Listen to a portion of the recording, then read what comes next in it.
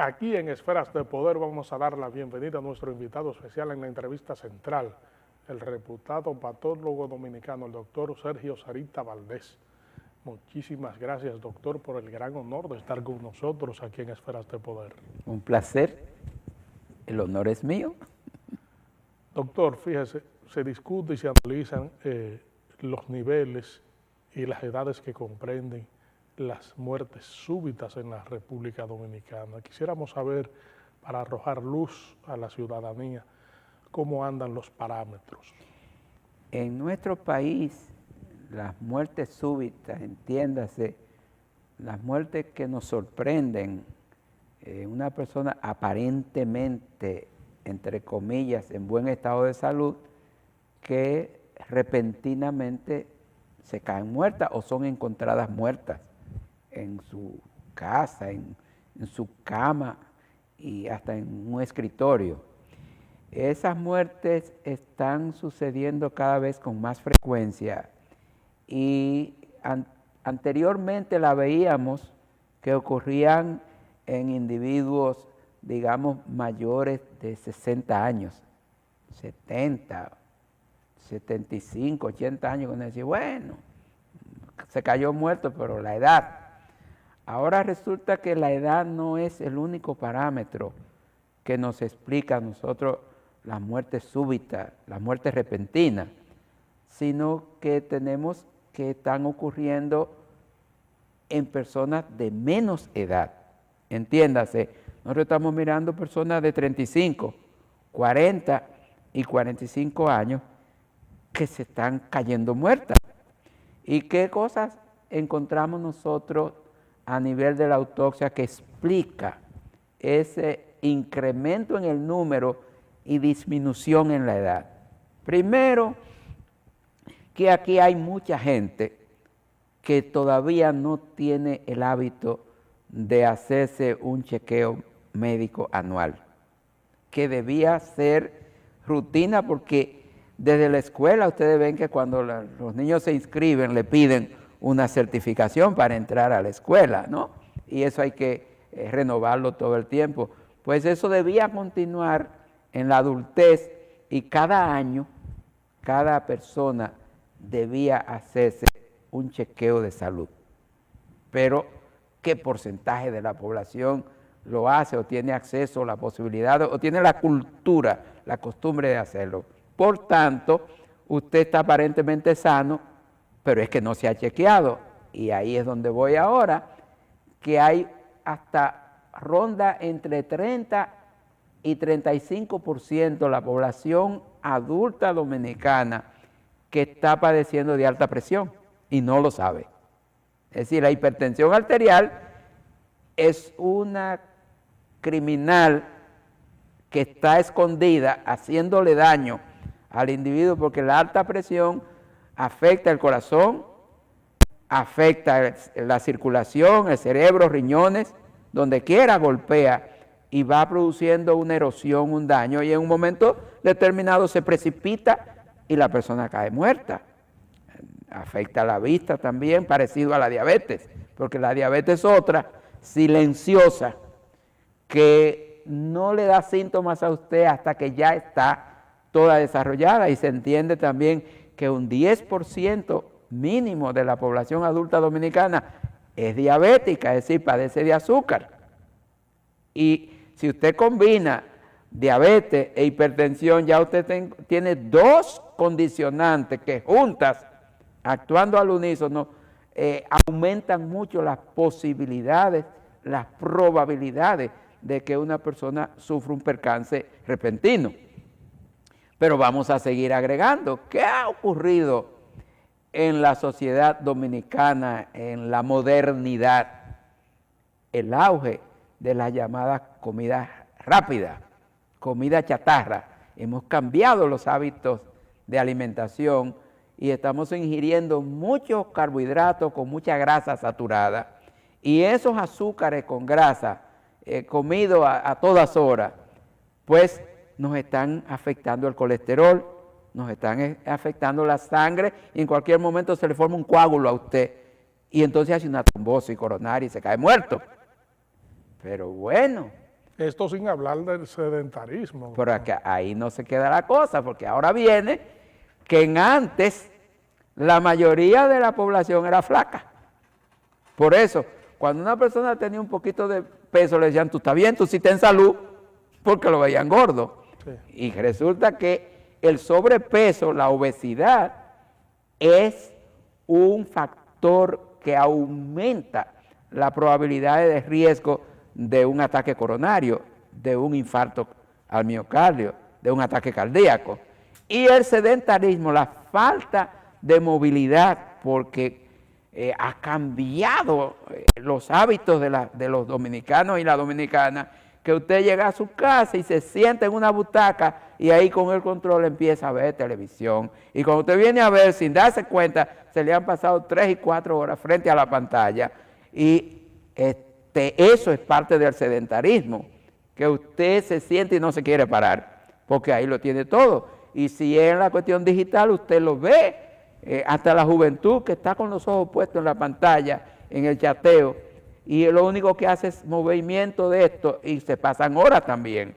Pero en los jóvenes no es tan grave como le ocurriría a un adulto o ya a un adulto maduro, mayor, que es la circulación. Al usted estar sentado en una sola posición y pasar más de 40 minutos, aumentan la probabilidad de que se le forme un coágulo debajo de la pierna, y cuando se vaya a parar, ese coágulo circula y se va a los pulmones y le da lo que se llama un tromboembolismo pulmonar, y ahí cae seco, ahí cae muerto. Fíjate entonces cómo nosotros hemos ido identificando en la mesa de autopsia una serie de factores condicionantes para ataques repentinos, muerte súbita, y cómo la inmensa mayoría de estos pueden ser evitados si se toman las medidas preventivas del lugar. Entonces hace falta, y ahora ya viene políticas nacionales sanitarias, que el primer eslabón y la parte más fundamental para nosotros vivir más años y en salud es la promoción de hábitos saludables. Eso se llama promoción de salud. Y eso es parte de lo que se llama la atención primaria. Miren los ensayos que están haciendo en el mundo desarrollado. En antes el médico era para atender a los enfermos, ¿no es así? Y fuimos a la universidad a aprender enfermedades, a esperar que la gente se enferme y atenderla, pacientes. Ahora ha ido cambiando el asunto, es decir, cómo mantener a la gente sana, porque una dosis de prevención vale más que 1000 dosis de cura, y eso lo saben los chinos de hace miles de años. Entonces, que nosotros tenemos que hacer, crear, promover, hacer una cultura de la salud, una cultura del estar sano, porque ya cuando nos enfermamos fracasó todo. Entonces, tenemos que hacer además prevención, y no es lo mismo promoción de hábitos sanos, enseñarte a ti que tú tienes que empezar pensando más en los vegetales, pensando más en los alimentos sólidos que en los alimentos que son procesados, porque por la boca muere el pez. Por ahí empezamos con la salud, en la alimentación y después en los hábitos. Eso es promoción de hábitos saludables, el ejercicio, ¿verdad? Y crear mentalmente un condicionamiento de sentirse bien y hacer sentir bien al otro, porque vivimos en sociedad, somos animales, seres sociales. En ese sentido, si tú estás triste, tú me transmites tristeza a mí. Si yo estoy alegre, te contagio con mi alegría, con mi optimismo. Entonces ya eso empieza en el hogar y se va ya en el vecindario y se va en la comunidad y se va en la sociedad en términos generales. Si la gente se siente bien, eso se contagia, el bienestar.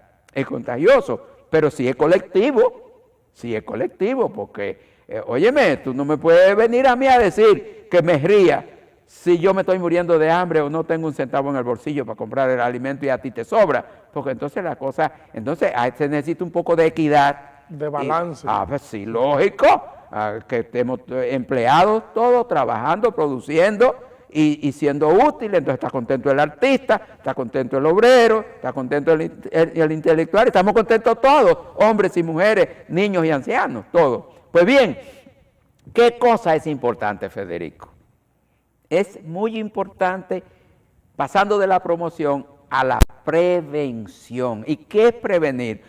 Bueno, prevenir es, por ejemplo, los niños, las embarazadas, atenderlas, para que no sufran de alta presión durante el embarazo y para que no les sube el azúcar. Entonces tiene que tener chequeos mensuales y ya en las últimas, en el último trayecto semanal. Porque tenemos que garantizar que el ser que se está formando ahí está bien y que nace bien y que se cría bien. Que se forme saludable. Entonces luego que nace tenemos que ponerle vacunas. Hay un lote de enfermedades que ya no tienen razón de ser. Lo que era la tosferina, lo que fue el tétano, lo que fue la poliomielitis, lo que fue el sarampión, lo que fue la rubeola o sarampión alemán, lo que fue la influenza, el hemófilo, eso debieron ser ya hace tiempo enfermedades del pasado, la poliomielitis. ¿Todavía están presentes? No deben estar presentes porque hay vacunas. Y una vez que usted está vacunado, esa enfermedad no te va a dar nunca. Entonces, esas por lo menos 6 a 8 vacunas recibirá el niño en los primeros 6 meses. Y ya eso te garantiza a ti que ninguna de esas enfermedades que yo mencioné le van a dar, que mataban mucha gente antes. Eso se llama prevención, vacunar. Y que no falle cuando le toca su vacuna, sea pobre, sea de clase media, sea rico, todo ser humano ya, la ciencia de la salud debe, y ahí viene otro punto, Federico, debe permitirse que todo ser humano sea, no importa de qué religión sea, no importa la etnia, no importa su estatus económico, que reciba esa dosis preventiva. Porque al fin y al cabo, todos somos ciudadanos y cuando se contagie uno con tuberculosis, se la va a pasar a otro. Entonces, para todos es importante que el entorno esté sano y con el entorno un ventilador grande, importante. Si no nos recogen la basura en el barrio, van a crecer muchos mosquitos y cucarachas y son agentes transmisores de enfermedad. El mosquito nos va a pasar a nosotros dengue, nos va a pasar malaria, nos va a pasar un lote de enfermedades que es a través de esos vectores.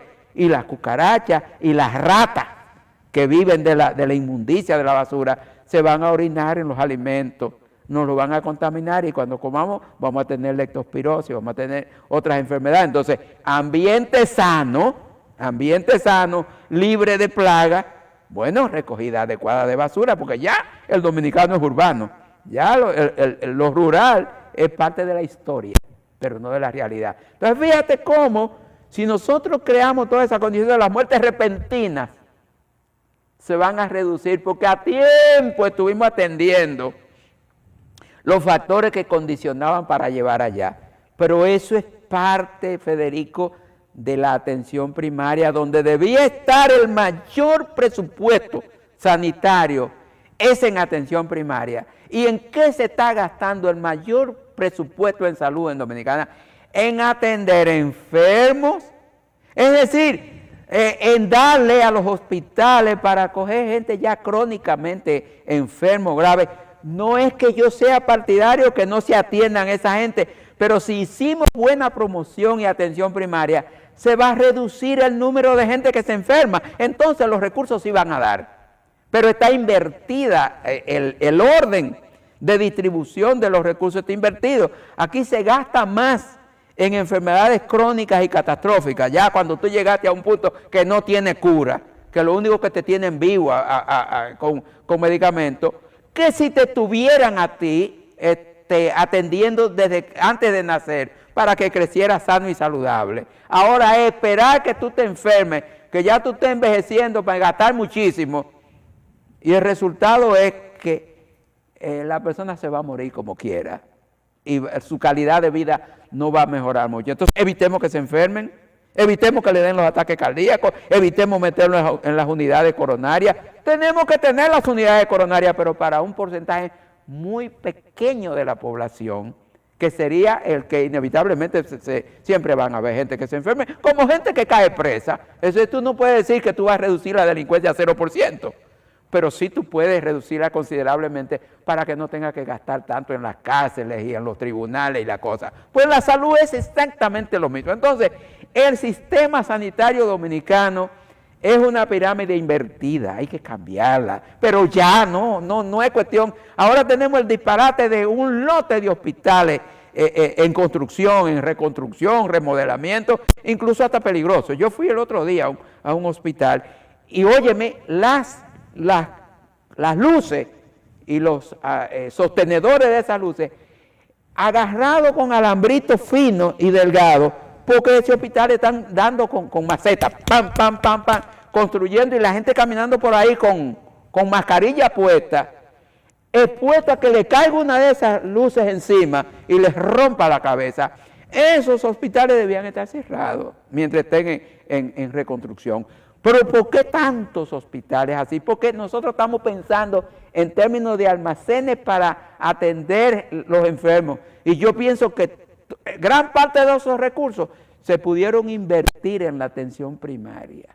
Y después ser selectivos para atender esas enfermedades que de verdad enferman a un número alto de la población dominicana. Entiéndase, diabetes, hipertensión, los epilépticos, las personas que tienen el azúcar afectada y fundamentalmente un lote de trastornos que son emocionales, Federico. Nuestra población está tensa, está con miedo, nosotros tenemos mucha inseguridad y solamente tenemos que mejorar los niveles de seguridad pública para que la gente deje de estar ansiosa, que no puede caminar por la calle. Entonces eso le sube más la presión, eso le trastorna más el metabolismo, porque tú andas orejón, tú andas, como dice uno, tú andas chivo por la calle, porque es que al vecino tuyo, al amigo tuyo lo han asaltado 3 y 4 veces, y a fulanita acaban de quitarle el celular, y a la otra te llama que le pasó esto, le pasó esto. Entonces tú andas diciendo, pero vean, yo salgo de mi casa confesado y no sé si regreso a mi casa. Eso hay que cambiar, esa percepción, y eso se hace con políticas amplias, porque tú tienes que disminuir los factores que generan pobreza, delincuencia, droga, violencia hacia la mujer. Todo esto es parte de una política nacional de vivir más y mejor. Vamos a solicitar su anuencia para hacer una pausa aquí en Esferas de Poder y en breve regresamos con esta interesantísima comparecencia con el reputado patólogo dominicano, el doctor Sergio Sarita Valdés.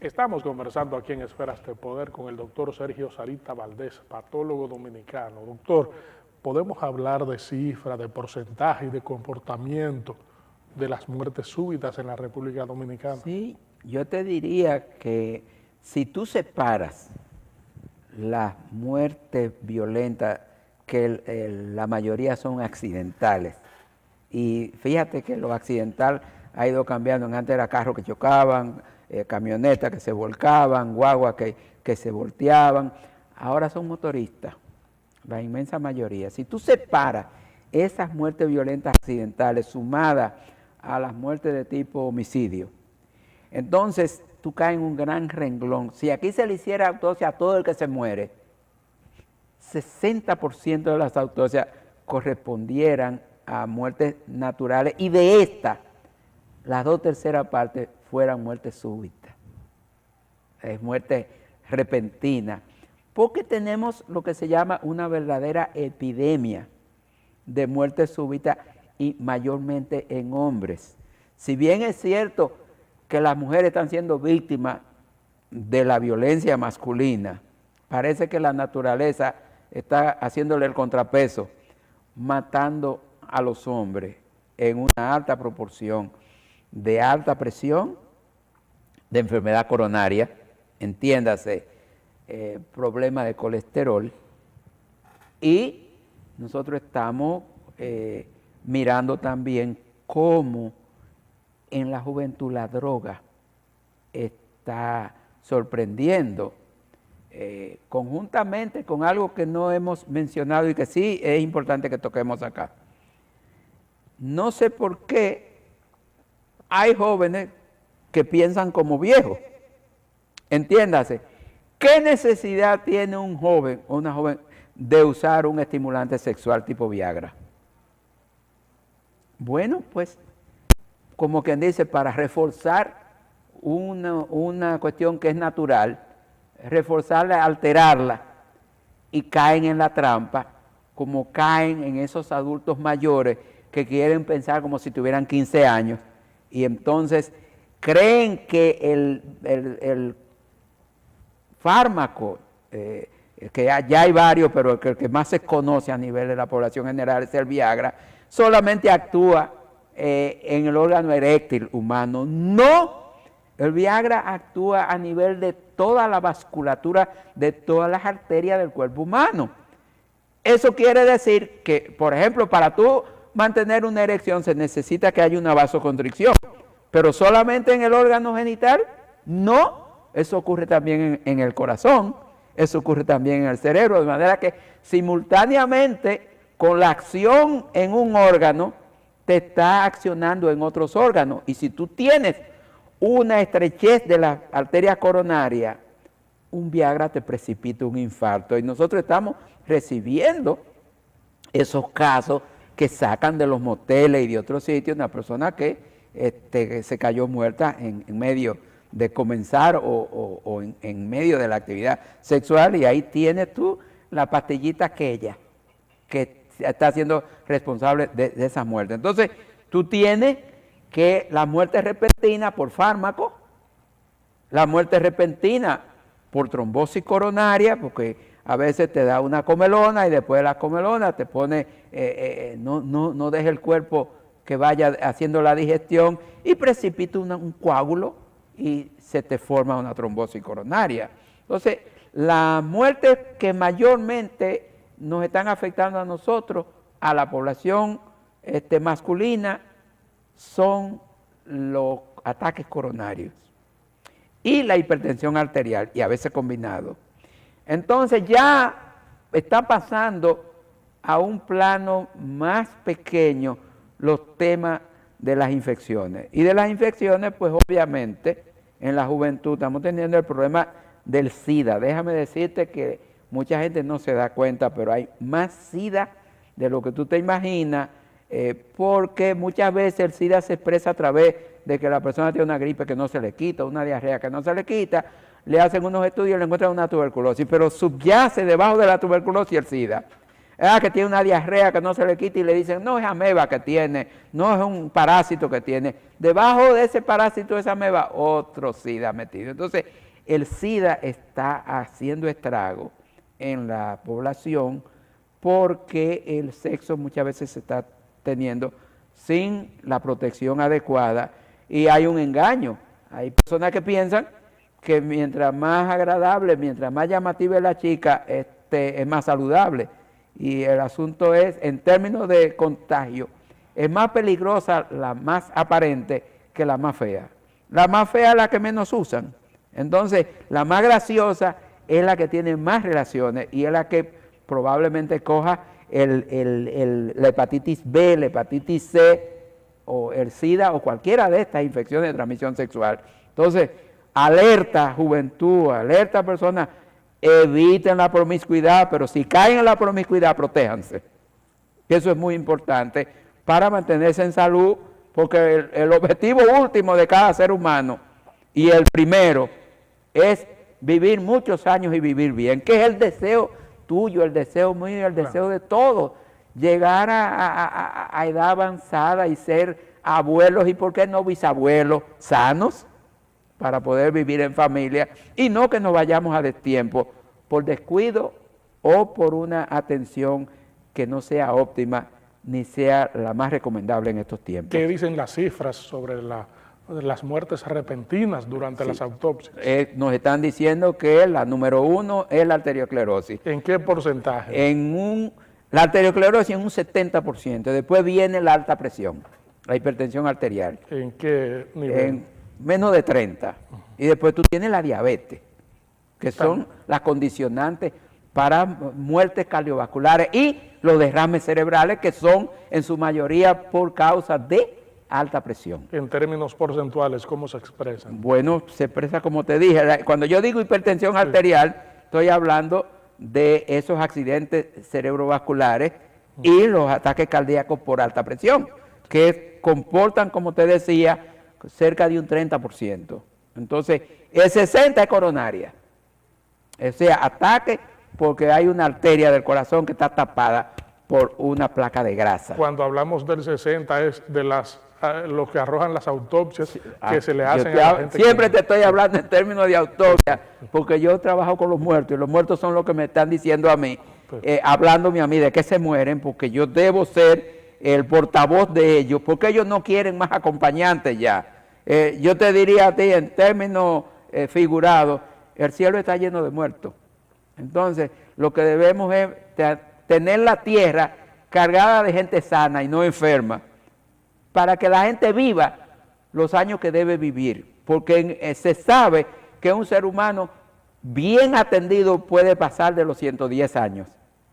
Hemos llegado casi a 75, antes la gente se moría a los 50, por eso la importancia que hoy se entienda hoy día que hemos avanzado algo, hemos logrado que la gente viva más, pero ahora las enfermedades acompañantes, a veces la calidad de vida es tan pobre que tú dices no vale la pena. Pero no, sí debe valer la pena.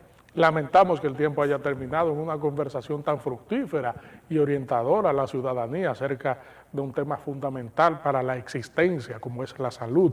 Esferas de Poder siempre será un canal abierto. Muchas gracias, Federico. Muchas gracias a ustedes, amigos televidentes, por habernos acompañado en esta interesantísima comparecencia con el reputado patólogo dominicano, el doctor Sergio Sarita Valdés. En breve, Esfera Jurídica, con la experta en Derecho Público, la doctora María Mercedes Gonzalo.